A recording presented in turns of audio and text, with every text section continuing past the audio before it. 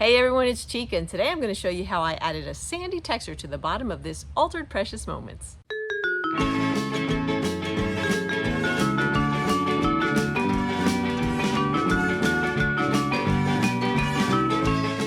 You've been around long enough to know that I love to create altered moments where I take precious moments figurines and change them into something special. This is one of my recent creations. It's Jeff PROBST from Survivor. Pretty cute, right? To make this look really authentic, I wanted to add plenty of sand because Survivor's always on the beach. The texture on the base of this is actually real sand, and it wasn't that hard to do. Let me show you exactly how I did it. So I've got my first coat on here. What I did was I started by painting it with this color, which is pretty close to the color of the sand.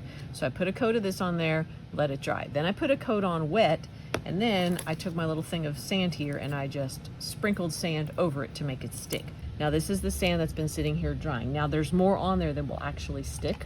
So what I'm gonna do is I'm gonna take a nice big fluffy brush and just brush all of that excess away. I don't want that to clump up on there. This bag of sand here was actually from a beach vacation. It was a lot of fun and the beach was so beautiful. I brought some of the sand home in case I needed it for a project.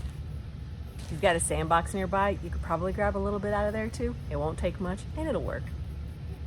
Okay, so now that I've wiped all that away, it's actually not bad. I would like a little better coverage with the sand. So I'm gonna hit this with some matte varnish. I don't want shiny sand. So I'm gonna take my nice fluffy brush and dip it into that varnish, and I'm just gonna brush a thin layer right over top of the sand.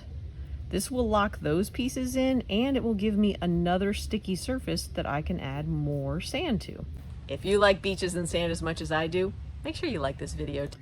Have to be pretty careful with this because I only want sand on the brown parts. I don't want it on, you know, the fire or the coconut or anything. And I'm working from a separate container. I'm not dipping straight into my main container of varnish because I don't want to contaminate that with sand.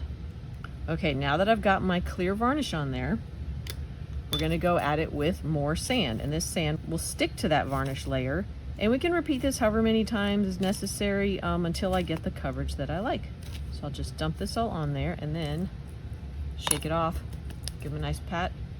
Look at that, that looks so much better already, right? So I'm gonna let this dry. I'll do the same thing. I'll brush it away with my soft bristle brush. When this is dry, I will definitely put another coat of varnish over it to lock all that in. And again, because this is a matte varnish, it's not gonna be shiny and it should look great. Whether I do another coat of sand as well or not, I don't think I'm gonna need it. I think this is probably gonna do it as long as I seal that in with my varnish. So there you go, a nice sandy finish. And just like that, we have a nice sandy texture on the bottom of our altered moments. Because I sealed it with varnish, the sand's not coming off, doesn't come off on my hands, and because I used a matte varnish, it's not shiny. It's perfect. This is a great texture. Give it a try. I hope you enjoyed that. Thanks again for watching, and please stay tuned for more Altered Moments videos coming soon. Thanks for watching. See ya.